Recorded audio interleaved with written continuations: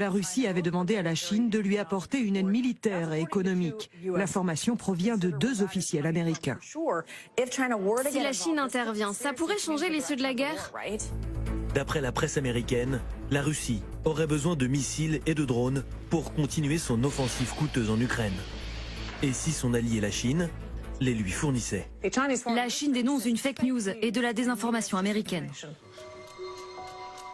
Depuis quelque temps, les États-Unis font de la désinformation envers la Chine à propos de ce qui concerne la question ukrainienne.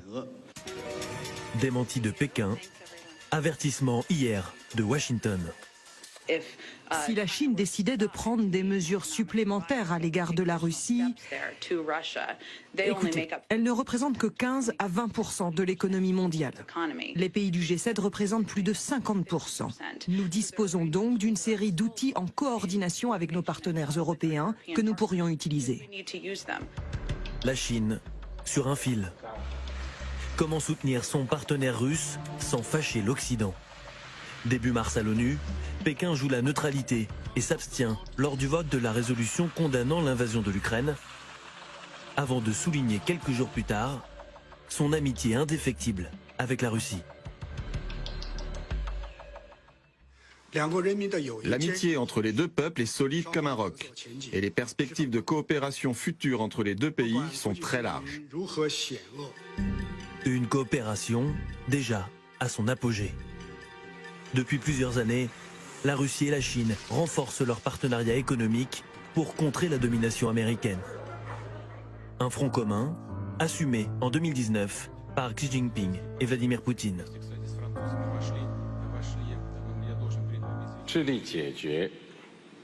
Pour résoudre le problème de l'inéquité et du déséquilibre du développement économique mondial,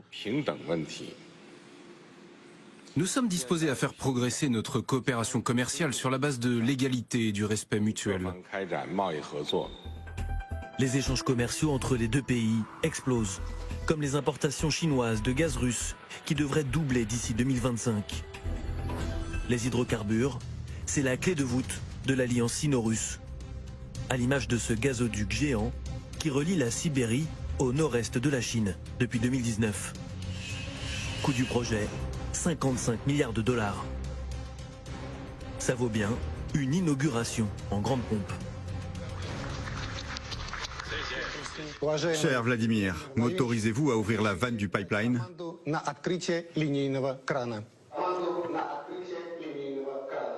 Oui, j'autorise.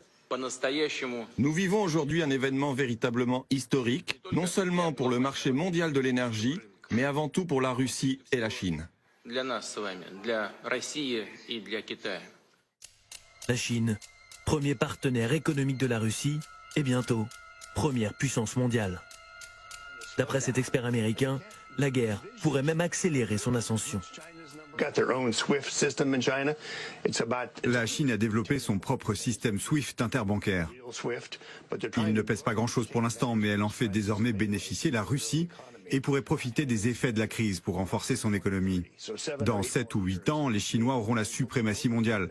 L'exploitation qu'ils font de la guerre en Ukraine s'inscrit dans cette montée en puissance qui a pour but de nous dépasser.